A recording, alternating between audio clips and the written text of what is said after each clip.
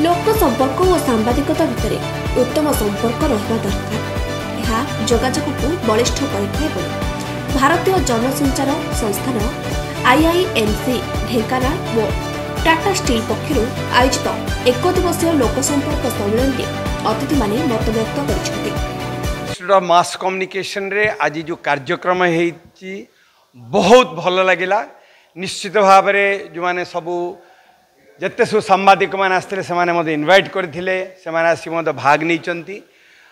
निश्चित भाव में आप एकमत हे जदि मुझे कहबी मीडिया आउ पब्लिक रिलेशन भितर बहुत गोटे सामंजस्य रही जो आलोचना है सेटा निश्चित समस्त को बहुत भल लगी। मु कहबी जे कौन से संस्था पब्लिक रिलेशंस हूँ बड़ बड़ बहुत इम्पोर्टेंट। रिजनटा हूँ कौन बिना आम जाको कहे विभिन्न जगह को आम जाऊे लोक मान संपर्क स्थापना करुचे जिते आम जोगाजोग जो स्थापना करुचे सब बड़ जिन हूँ सुसंपर्क। जदि आमर निज भितर आस्था अच्छी भल संपर्क अच्छी निश्चित भाव में मीडिया आउ पब्लिक रिलेशन जो मैंने फील्ड रे काम करुँच से भितर निश्चय गोटे आम भितर गोटे भल सामंजस्य रदि मीडिया और पब्लिक रिलेशन एकाठी होइजिबे ताहले तो आम राज्य आम देशर निश्चित भाव में भल उन्नति हम। तो मुझे कहबी जे देशर भलपाई राज्यर भलपाई निजर संस्थार भलपाई गणजोगाजोग आउ पब्लिक रिलेशन जाको आम निश्चित भाव में आम तापर गोटे सामंजस्य रखिकी आम जदि आगू बढ़ा ताल निश्चित आमर समस्त भल हम। आपण मैंने निश्चय एकमत हे खाली माने जाको आम ये जो संपर्कटा खाली आमको दरकार नहीं आमर संस्थार बाहर आमको घरे भल संपर्क आप चिंता करूँ जार निजर परिवार प्रति निजर स्त्री प्रति भल संपर्क अच्छी निश्चय आप मोर एकमत हे से जो भल संपर्कटा तांकर संस्थार आ बाहर निश्चय प्रतिफलित हम से किसी सन्देह ना। तो मोर कहबार उद्देश्य मिलमिशिक काम करवा निज उपर आस्था रखा आमर मिलित उद्यम निश्चय आम समस्त भल हम संस्थार भल हम देशर भल हम आम राज्य निश्चित भाव में भल हम। बहुत धन्यवाद।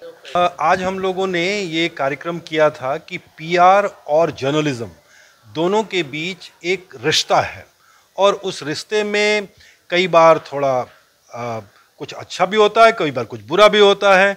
तो उन दोनों के बीच में संवाद हो, दोनों के बीच में चर्चा हो और उस चर्चा के जरिए दोनों के बीच ट्रस्ट बन सके, विश्वास का रिश्ता बन सके, इसके लिए ये PR कॉन्क्लेव किया गया था जिसमें बहुत सारे हमारे पत्रकार मित्रों ने और जो इंडस्ट्री के एक्सपर्ट्स हैं उन्होंने और जो PR के लोग हैं उन्होंने भी शिरकत की। और इस बातचीत के जरिए ये कोशिश की गई है कि PR और पत्रकारों के बीच में एक रिश्ता बने और सूचनाओं का आदान प्रदान बहुत आसानी से और तेजी से हो सके, दोनों के बीच में ट्रस्ट का रिश्ता बन सके।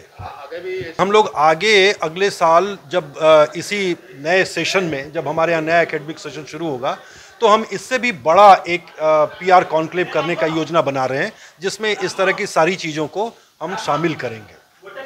जो PR जर्नलिज्म कॉन्क्लेव होता टाटा स्टील मेरामुंडी पक्षर और अन्य इंडस्ट्री पार्टिसिपेंट थिला एवं ढेंकानाल जिलार समस्त प्राय मीडिया ये पार्टिसिपेट करते गोटे अभिनव पदक्षेप। या द्वारा कौन होना इंडस्ट्री आउ मीडिया भितर जो कम्युनिकेशन गैप रोचे इंडस्ट्री जो पीपुल्स पार्टिसिपेशन केमी रही विषय समस्त भल भाव में अवगत हो पारे।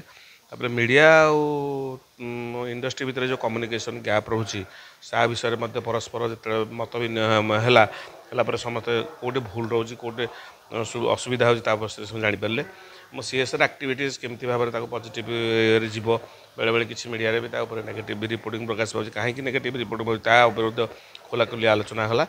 एवं यह व्यतीत इंडस्ट्री आउ पीपुल्स पार्टिसिपेशन और मीडिया रोल उपर जो एक्सपर्ट मैंने आसते से बहुत भल भल कथा कहले एवं केमिति भाव में जो आम भितर गैप को आहरी कमेकी कि निकटतर हाँपाई से बहुत प्रकार तथ्य उपस्थापन कले जहाँकि समस्त इंडस्ट्री मानक मीडिया मानक ग्रहणीय है। आउ एभलिया कार्यक्रम प्रकृत में गोटे बहुत ଉପାଦେୟପୂର୍ଣ୍ଣ କାର୍ଯ୍ୟକ୍ରମ ବୋଲି ମୁଁ କହିବି। ଭାରତୀୟ जनसंचार संस्थान स्पंदन ऑडिटोरियम रे लोकसंपर्क एवं सांबादिकता आह्वान और सुजोग उपर अनुष्ठित सम्मेलन में ढेंकानाल जिलार प्राय 50 जन कार्यरत सांबादिक सांबादिका जोग देते।